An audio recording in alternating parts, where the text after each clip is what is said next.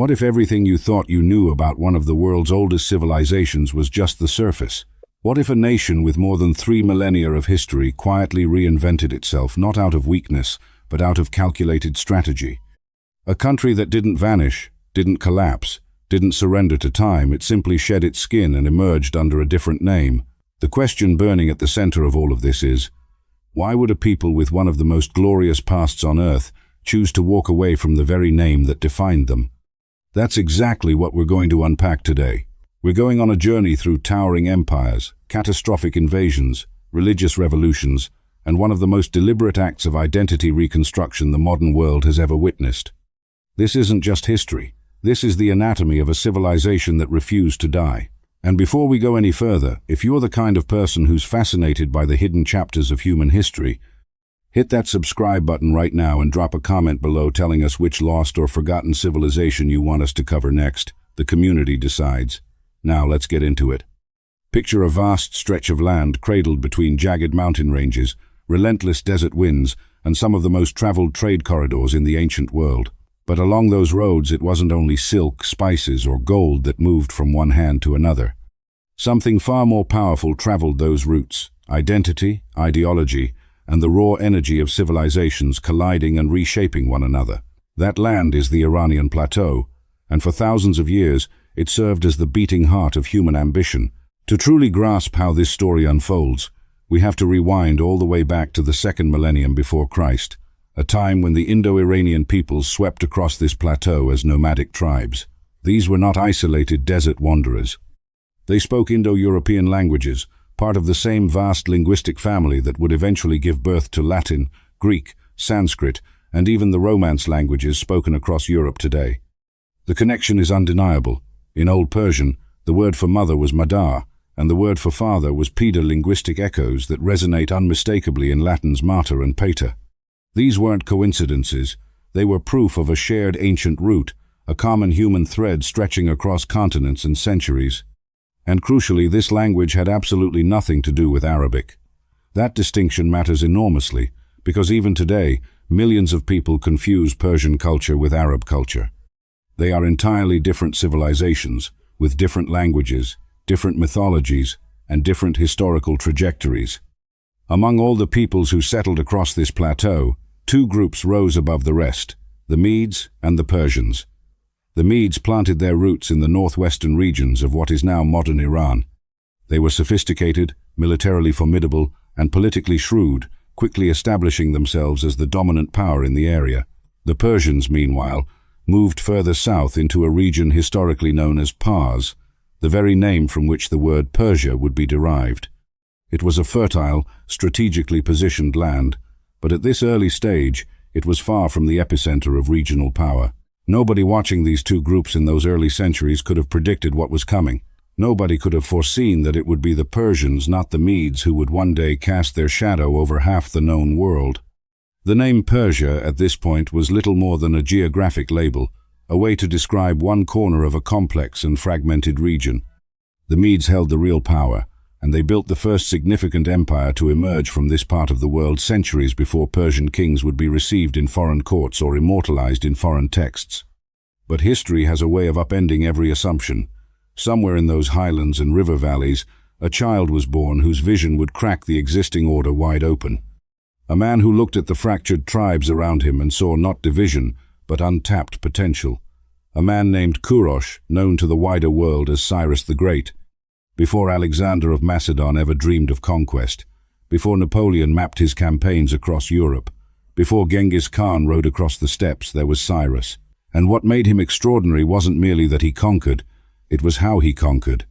Every major empire of the ancient Near East had ruled through terror, through destruction, deportation, and the humiliation of the defeated.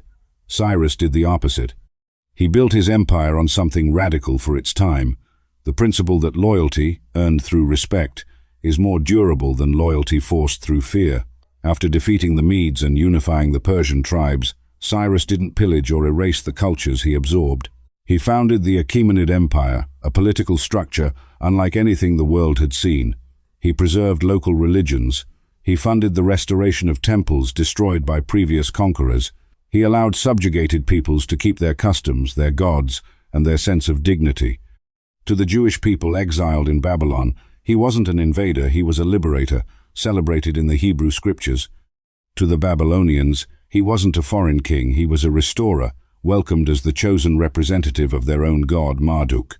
Cyrus didn't arrive claiming to speak for a Persian deity. He arrived speaking the language of each people's own faith, and that calculated, almost supernatural level of political intelligence worked with remarkable effectiveness. Under Cyrus and his successors, most notably Darius I, the Persian Empire expanded to a scale that still staggers the imagination. From the Indus River Valley in the east to the shores of the Aegean Sea in the west, from the scorching plains of Egypt to the wind-swept steppes of Central Asia, within less than a century, the Achaemenids had absorbed the great powers of the ancient world and transformed them into provinces of a single administrative system. Names like Babylon and Egypt, civilizations that had dominated world history for millennia, were now reporting to Persepolis. But this was never simply an empire of size. The Achaemenids engineered a road network that stretched tens of thousands of miles, enabling military movement and commercial exchange at speeds previously thought impossible. They developed one of history's earliest postal relay systems, royal couriers stationed at regular intervals who could carry messages across the empire in a fraction of the time it would take ordinary travelers. They built a bureaucratic structure sophisticated enough to govern dozens of languages, cultures, and legal systems simultaneously. Historian Lloyd Llewellyn-Jones and many of his colleagues have called it plainly and without exaggeration the world's first superpower. But every superpower carries within it the seeds of its own vulnerability, and for the Achaemenid Empire, that vulnerability arrived from the west, carried on the shields of a Macedonian army led by a young king who hadn't yet turned 30. In 334 BC, Alexander crossed the Hellespont with a force that by Persian standards was relatively modest in size. What it lacked in numbers, it compensated for in discipline, tactical innovation, and the ferocious personal drive of its commander. Alexander didn't just want to win battles. He wanted to dismantle an empire, avenge Greek humiliation, and carve his name permanently into the story of humanity. At Granicus, at Issus, and finally at the decisive confrontation of Gaugamela, the Persian army was broken. The Achaemenid Empire, centuries in the making, crumbled in the span of a few years beneath the pressure of one man's ambition. Yet what happened next is the part of the story most people overlook entirely. Alexander didn't raise Persia. He didn't attempt to scrub it from history. He was captivated by it. He married Persian noblewomen. He adopted Persian court dress and ceremonial customs. He participated in Zoroastrian religious traditions and declared himself the rightful heir to the Achaemenid throne. He maintained the Persian administrative apparatus essentially intact, ruling from the same palaces, through many of the same officials, using many of the same systems. For his Macedonian generals and soldiers, this was deeply unsettling, even infuriating. They had marched east to defeat Persia, to assert Greek supremacy over what they saw as an inferior Eastern civilization. Instead, their king seemed to be transforming before their eyes into the very thing they had come to destroy. Tensions within the army intensified, conspiracies formed. The line between conqueror and conquered was blurring dangerously. Alexander understood something his critics didn't. Governing a territory of this scale required more than military dominance. It required symbolic legitimacy. It required the conquered to see themselves reflected, at least partially, in the one who ruled them. He was reaching for something audacious, a fusion of Greek and Persian civilization into a universal culture that transcended both. Whether that vision was genuinely idealistic or strategically calculated remains one of history's great debates. What's certain is that it died with him. In 323 BC, Alexander collapsed in Babylon at the age of 32. No clear successor had been named. His empire fractured almost immediately, divided among his competing generals, the Diadochi. The central Persian territories fell to Seleucus and the dynasty that bore his name. But Persia, as a living cultural and political force, never truly went dormant. It simply waited. Under Seleucid governance and later under the Parthians, the Iranian plateau remained a prize that empires fought over endlessly. But through every change of ruler, the cultural DNA of Persia persisted in its art, its administrative traditions, its literature, and the deep memory of its people. Then came the Sasanians, a dynasty that rose directly from the region of Fars, the ancient Persian heartland. They claimed lineal descent from the Achaemenids, and they governed accordingly. Zoroastrianism, the ancient Persian faith built around the supreme deity Ahura Mazda and the cosmic struggle between light and darkness, was reinstated as the official state religion. Monumental architecture rose across the empire. Persian cultural production flourished at an extraordinary level. For nearly 4 centuries, the Sasanian Empire rivaled Rome and Byzantium as one of the dominant forces on earth. But the 7th century brought a transformation no Sasanian king had anticipated or could have stopped. Out of the Arabian Peninsula came Islam not as a philosophical invitation, but as a military and ideological wave of overwhelming force. Arab armies defeated the Sasanian military in a series of engagements that collapsed the empire with startling speed.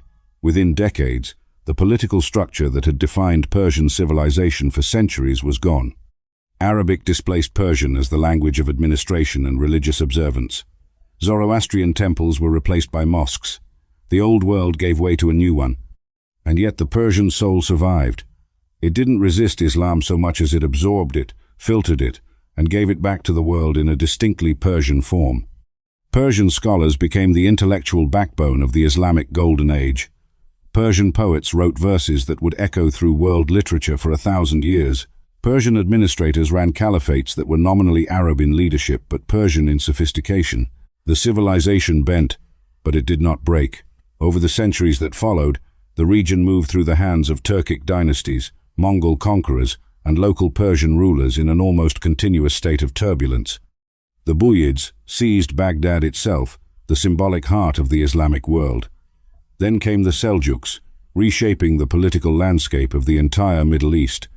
Then Genghis Khan, whose Mongol armies left devastation on a scale almost incomprehensible in its totality. Then Tamerlane. Then Turkoman confederacies clashing over every strategic corridor. It was centuries of upheaval, and yet through all of it, something was crystallizing beneath the surface.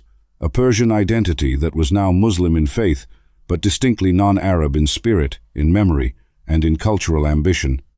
That crystallization found its defining expression in the Safavid dynasty, perhaps the single most consequential political force in shaping what Iran looks like today. The Safavids didn't emerge simply as another regional power hungry for territory. They arrived with a theological mission, to unify the Iranian plateau under the banner of Twelver Shia Islam, a branch of the faith that had until then been a minority position in a predominantly Sunni region. This was not a minor doctrinal adjustment. It was a seismic religious and political transformation, one that would permanently distinguish Iran from its Sunni Arab neighbors and forge a civilizational identity that persists to this day.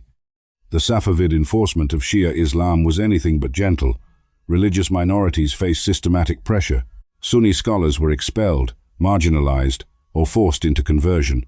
Entire social structures were dismantled and rebuilt around the new theological framework. It was a calculated, often brutal process of civilizational re-engineering, and yet, paradoxically, it produced something extraordinary. By drawing a sharp theological line between Iran and the surrounding Sunni world, the Safavids accidentally gave Persia something it had been searching for across centuries of foreign domination, a distinct, unmistakable identity that no outside power could simply absorb or erase. But the Safavid contribution went far beyond religious policy.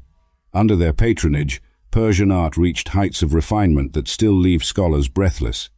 The city of Isfahan, their imperial capital, became one of the most architecturally stunning urban centers on earth, filled with mosques whose turquoise domes seemed to mirror the sky, covered bazaars buzzing with commerce and philosophy, and gardens designed according to cosmological principles rooted in ancient Persian tradition. Poetry flourished, medical knowledge advanced, philosophy deepened. It was, in every meaningful sense, a renaissance, not a European one, but a distinctly Persian one, dressed now in the spiritual vocabulary of Shia Islam. And it was during this era that a name began rising to the surface with renewed force, not a new name, but an ancient one that had quietly persisted in the inner life of the civilization, even as foreigners called it something else entirely. That name was Iran. The word itself traces back to Aryanum, meaning, in essence, the land of the Aryans, or the noble ones. It was a term rooted in the deepest layers of pre-Islamic Persian linguistic and cultural memory, connected to the same Indo-European identity that linked the ancient plateau dwellers to peoples across Central Asia and into Europe. Internally, Iranians had been using some version of this name to refer to themselves and their homeland for centuries. But the outside world, beginning with the ancient Greeks and continuing through European colonial-era scholarship, had always known the country by a different name, Persia, derived from the southern province of Fars, the birthplace of the Achaemenid dynasty. This created a peculiar duality that persisted for centuries. Two names coexisting, one used by the people themselves, one imposed by foreign observers, Persia for the outside world, Iran for those living within it. And for a long time, this duality was simply accepted as a feature of the country's complex relationship with its own history, neither resolved nor particularly urgent. Until the 20th century changed everything. By the 1930s, the global image of Persia in Western eyes had become something the Iranian government found increasingly intolerable. Yes, the name Persia conjured images of grandeur, magnificent carpets, towering ancient ruins, the poetry of Hafez and Rumi, mathematical and astronomical achievements that had shaped the medieval world. But it also carried a freight of Orientalist fantasy. For centuries, European writers, painters, and scholars had constructed a version of Persia filtered through the lens of Greek accounts, a civilization portrayed as opulent to the point of decadence, tyrannical in its governance, spiritually seductive but politically dangerous. It was an image frozen in antiquity, treated as exotic rather than contemporary, mythologized rather than respected.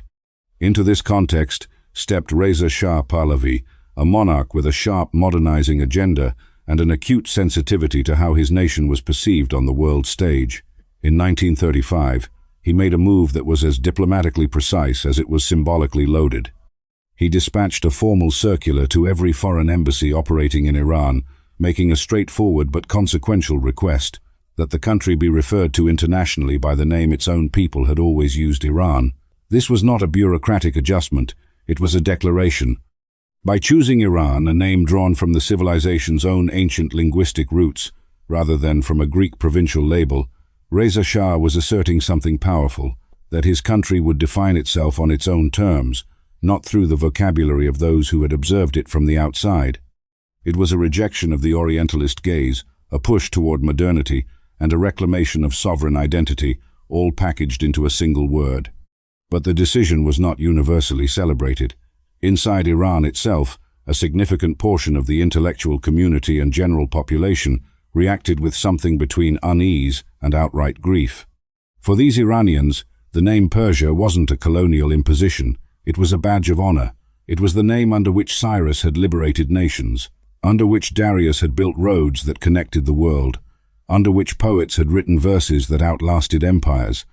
To erase it from international usage felt, to many, like voluntarily amputating a limb of national memory, severing a living connection to one of the most consequential civilizations in human history. The debate was real, the emotion was genuine, and the wound for some never fully healed. Regardless, the decision was irreversible. Iran became the official international designation, enshrined in diplomatic correspondence, academic publications, and global treaties. The world adjusted, gradually, and Persia receded officially, at least into the realm of history. But history, as always, refused to stay still. In 1979, a revolution of staggering proportions overturned the Pahlavi monarchy entirely.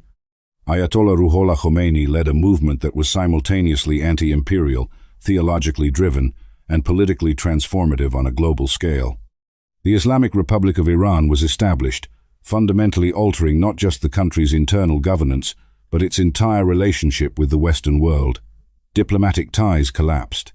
Economic sanctions began their long, grinding erosion of the country's potential. The international image of Iran shifted again, this time dramatically away from ancient grandeur and toward geopolitical confrontation, ideological rigidity, and conflict. And here is where the story arrives at one of its most striking ironies. Today, in popular Western consciousness, the word Iran tends to evoke tension, sanctions, nuclear negotiations, proxy conflicts, and religious conservatism.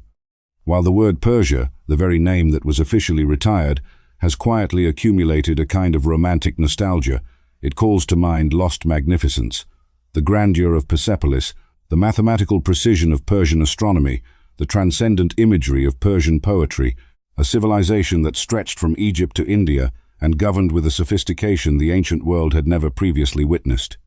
Two names, one land, and between them, an entire civilizational argument about memory, identity, and the gap between what a people know themselves to be and what the world chooses to see in them.